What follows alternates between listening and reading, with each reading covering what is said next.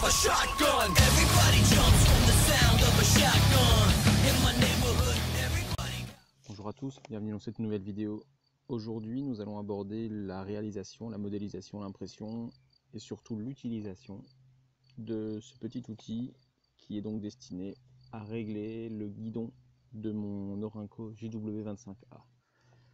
Alors dans un premier temps, donc comme toujours, il s'agit donc de modéliser la pièce. Alors ici, rien de bien compliqué, je vais faire un petit timelapse de la partie modélisation. Il n'y en aura pas pour la partie impression, tout simplement, puisque mon timelapse a foiré lors de l'impression. Mais bon, c'est toujours plus ou moins la même chose. Donc j'imprime en deux parties. Donc, la première partie, c'est donc ce que vous voyez actuellement à l'écran, la modélisation donc, de l'outil en proprement parler, dans lequel je vais venir insérer deux écrous, un qui autorise le serrage et l'autre le desserrage, et qui maintient prisonnière du coup la vis qui fait donc bouger le guidon. Et la deuxième partie, la deuxième pièce imprimée, ce n'est plus ni moins qu'un petit papillon qu'on vient mettre en bout du boulon sur la tête pour pouvoir avoir une préhension et ne pas avoir d'outils à se servir. Donc ensuite, au niveau de l'utilisation de cet outil, la première chose à faire est donc d'enlever la protection du guidon, le tunnel, et donc ensuite de rentrer l'outil au niveau du guidon. Voilà, comme ceci. On peut donc s'en servir pour amener le guidon vers la droite et également vers la gauche selon le réglage souhaité. Alors justement, pour le réglage, c'est très simple. On va appliquer maintenant une méthode de calcul très simple, c'est tout simplement un produit en croix. Donc là par exemple, les premiers tirs que j'ai fait, la cible est pas mal trouée. C'est parce que j'ai fait des essais de groupement de munitions. Mais pour le réglage, en fait j'ai tiré deux coups avec de la CCI standard. Donc on était dans le 7. Et donc moi je voulais viser le centre de la cible. Donc j'ai fait le point médian, j'ai mesuré, j'avais environ 7 cm pour atteindre mon point médian. Donc 7 cm à 50 mètres.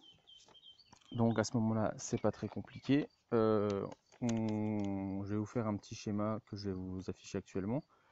Donc 7 cm à 50 mètres, donc on va tout mettre sur les mêmes unités. Donc 7 cm ça fait 70 mm. Pardon. 50 mètres, c'est donc 50 000 mm. Et la troisième distance qu'on a besoin de savoir pour régler notre guidon, c'est donc la longueur entre le guidon et notre cran de mire. Une fois qu'on a ces valeurs-là, on peut donc faire le produit en croix pour en déduire de combien il faut bouger le guidon pour corriger cette distance-là. Donc ici sur cette Norinco, la distance est de environ 45,5 cm, donc on va compter 455 mm, c'est à peu près la moyenne au niveau du guidon. Le guidon faisant 1 cm, c'est donc 455, c'est la moyenne du guidon.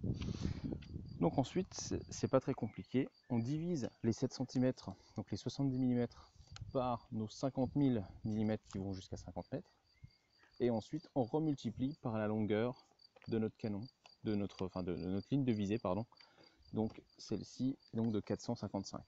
Donc ce qui nous donne 70 divisé par 50 000 multiplié par 455, ça fait 0,637 je crois.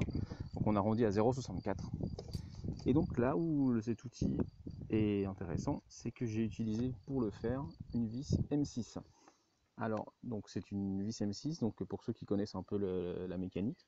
Donc une vis M6 c'est donc un pas métrique M. Et donc à quoi ça correspond? C'est donc normalisé, donc 6 mm 6 pour 6 mm, et M6, en fait toutes les vis M6 ont un pas de 1 mm, c'est-à-dire que quand on fait un tour de vis, on bouge de 1 mm, ça c'est la normalisation métrique, pour une vis de 6 mm.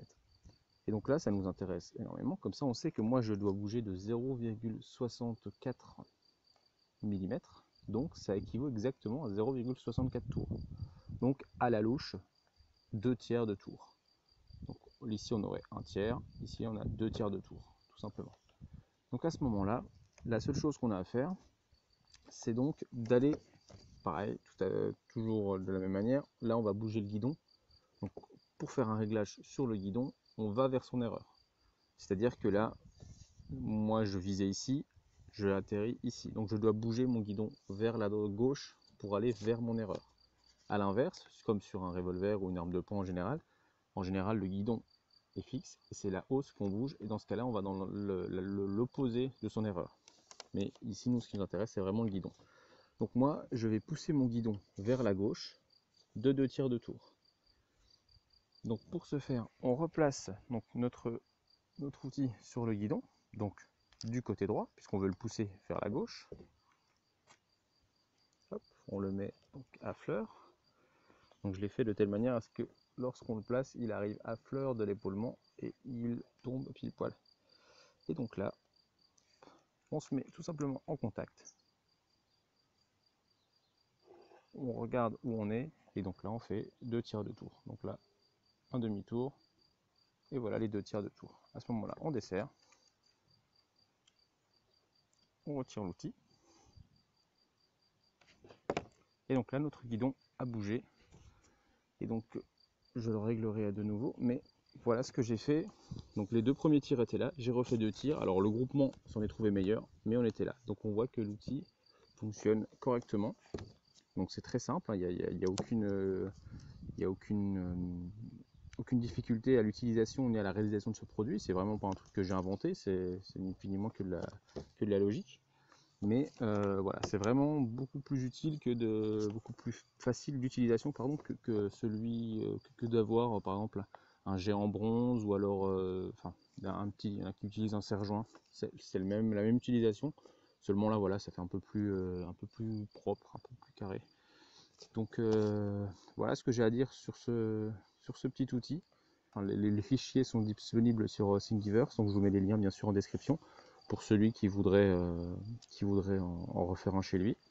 Donc bien sûr c'est libre, hein, tout comme tout ce qui est sur la banque Thingiverse, c'est donc des fichiers d'impression 3D totalement libres de droit. Donc là c'est un modèle que j'ai réalisé, donc que je mets à disposition pour celui qui veut s'en resservir. En espérant que cette vidéo ait pu vous être utile, je vous souhaite une bonne journée et bon tir. À bientôt. Au revoir.